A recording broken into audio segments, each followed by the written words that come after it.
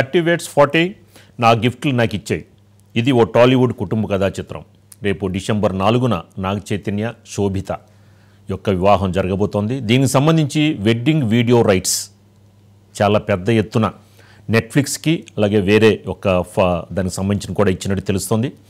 మొత్తానికి దీనికి సంబంధించి ఏదైతే డిసెంబర్ 4న జరగబోయే దానికి మరి శోభితతో నాగ చైతన్య మ్యారేజ్ విషయంలో కొద్దిగా సమంత కొద్దిగా అసంతృప్తిగా ఉంది అంటూ కూడా ప్రచారం రావడం, అలాగే అఖిల్కి కూడా మరి జనాబ్ రవిడ్జీ అనే ఒక ముస్లిం యువతితో కూడా ఎంగేజ్మెంట్ జరిగినట్టు తెలుస్తుంది. దీనికి సంబంధించిన మనకి మరింత ఇన్ఫర్మేషన్ మా సీనియర్ జర్నలిస్ట్ ఓం గారు అందిస్తారు. ఏంటి ఓం గారు, ఏంటి మొత్తానికి నాగ చైతన్య శోభిత సంబంధించిన వెడ్డింగ్ దానికి కూడా నెట్ఫ్లిక్స్కి వీడియో రైట్స్ ఇచ్చారని తెలుస్తుంది.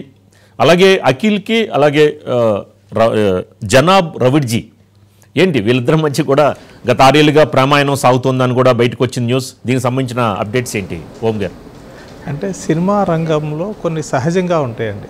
ఎందుకంటే వాళ్ళు ఇండివిజువల్గా వాళ్ళకు ఒక ఫ్యాన్ బేస్ ఉంటుంది. అలాగే ఆ ఫ్యామిలీకి ఉన్నటువంటి ఒక వ్యాస్ట్ రిలేషన్స్ కారణంగా అండి ఎవరు టక్మని ఏదో తల్లిదండ్రులు చూపించిన సంబంధం చేసుకోవడానికో అలా ఇష్టపడరండి సహజంగా. ఎందుకంటే వాళ్ళకు ఉన్నటువంటి పరిచయాలు కావచ్చు, ఎన్నో రకాలుగా వాళ్ళకు ఉన్నటువంటి అనుబంధాల కారణంగా కావచ్చు. కాబట్టి ఆ క్రమంలో ఏంటంటే కొందరితో డేటింగ్ చేయటము, కొంతకాలం వాళ్ళతో ఉన్న తర్వాత వీళ్ళకి మనకి సరిపడుతుంది అనుకున్నప్పుడు ఆ నిశ్చితార్థం జరుపుకుని పెళ్ళికి వెళ్ళడం అన్నది సహజం అండి. ఈ మధ్యకాలంలో కేవలం సినిమా రంగమే కాదు, వివిధ రంగాలకు చెందినటువంటి ప్రముఖుల పిల్లలు ఆ పని చేస్తున్నది మనం చూస్తున్నాం. కాకపోతే ఇక్కడ ఏమిటంటే అఖిల్కి అంతకుముందు నిశ్చితార్థం జరిగి క్యాన్సిల్ అయిన నేపథ్యంలో అఖిల్ ఇప్పుడు యాక్చువల్గా ఏంటంటే ఎలిజిబుల్ బ్యాచులర్స్ లిస్ట్ ఒకటి వేస్తే టాలీవుడ్లో అఖిల్ పేరు కూడా ఉంటుందండి. కాబట్టి అతను ఎవరు పెళ్లి చేసుకుంటాడు, ఎప్పుడు పెళ్లి చేసుకుంటాడు, సినిమాల పరంగా మనం చూస్తున్నాం అతనికి అనుకున్న స్థాయిలో సక్సెస్లు రావట్లేదండి.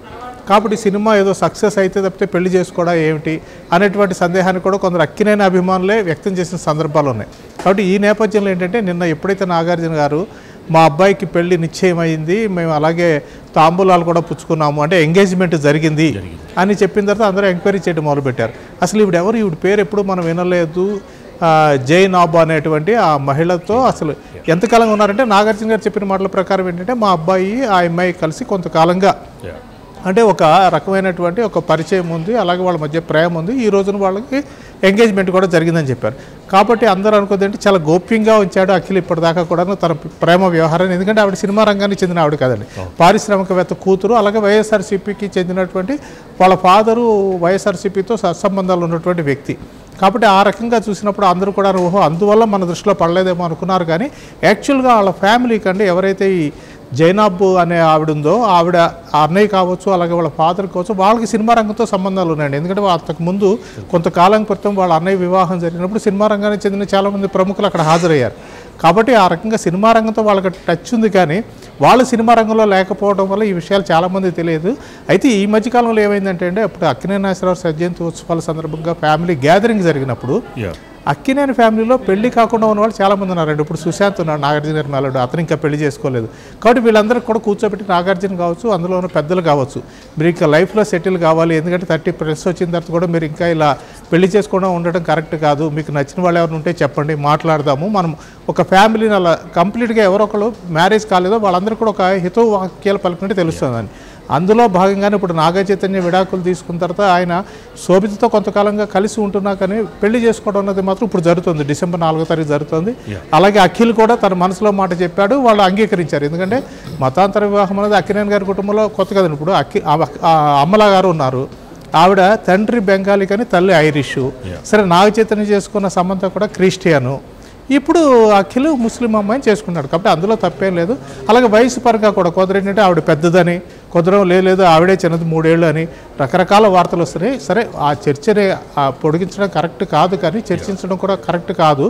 వాళ్ళు ఇష్ట ప్రకారంగా చేసుకుంటున్నారు. కాబట్టి ఒక రకంగా అక్కినేని ఫ్యామిలీలో పెళ్ళిళ్ళు వరుసగా జరగబోతున్నాయి అన్నది మాత్రం వాస్తవం. ఇప్పుడు నెక్స్ట్ ఇయర్ అఖిల్ పెళ్ళి ఉంటుంది అని కూడా నాగార్జున చెప్పారు. అలాగే ఇందాక మనం అనుకున్నట్టుగా అక్కినేని ఫ్యామిలీలో అంటే ఆ 3వ తరంలో నాగేశ్వరరావు గారు, వెంకటక్కినేని, నాగార్జున అక్కినేని, ఆ తర్వాత వాళ్ళ పిల్లలు అలా పెళ్లి చేసుకున్న వాళ్ళ మీద కూడా వాళ్ళు గట్టిగా పేరెంట్స్ దృష్టి పెట్టారు. కాబట్టి నెక్స్ట్ ఇయర్ మరికొన్ని పెళ్ళిళ్ళు కూడా జరిగే ఆస్కారం ఉంటుంది రాజు గారు. ఇక రెండో అంశం ఏంటంటే సమంత గురించి అండి. సహజంగా అండి ఇప్పుడు మన ఒకళ్ళు ప్రేమించిన వ్యక్తి ఇంకెవరినో పెళ్లి చేసుకుంటున్నారు. కొంచెం ఈర్ష్య అన్నది ఉంటుంది, కొంచెం బాధ ఉంటుంది, నన్ను కాదని చెప్పి వేరే వాళ్ళని చేసుకున్నారని ఒక దుగ్ధ ఉంటుంది. అది సమంతలో ఈ మధ్య కనిపిస్తోందేమో అని చెప్పి కొందరు అంటున్నారు. ఎందుకంటే ఇప్పటిదాకా కూడాను నాగ చైతన్య గురించి ఆవిడ నెగిటివ్గా ఎప్పుడు మాట్లాడాల, నాగ చైతన్య కూడా సమంత గురించి నెగిటివ్ మాట్లాడాల. కానీ మన సిటాడెల్ ప్రమోషన్స్లో భాగంగా మీరు అనవసరంగా ఎక్కువ మొత్తాన్ని ఖర్చు పెట్టింది ఎవరి కోసం, ఏ సందర్భంలో అంటే ఆవిడ నా ఎక్స్ కోసం నేను ఖర్చు పెట్టాను, చాలా ఖరీదైనటువంటి గిఫ్టులు ఇచ్చాను అని చెప్పినప్పుడు ఆవిడ మనసులో ఎక్కడో నాగ చైతన్య అంటే కొంత కోపం ఉంది, లేకపోతే అతను వేరే పెళ్లి చేసుకున్నాడని ఏదో బాధ ఉందేమో, అందుకని ఆవిడ పరోక్షంగా నాగ చైతన్య ఇలా విమర్శించారని చెప్పి కూడా వార్తలు వస్తున్నాయండి.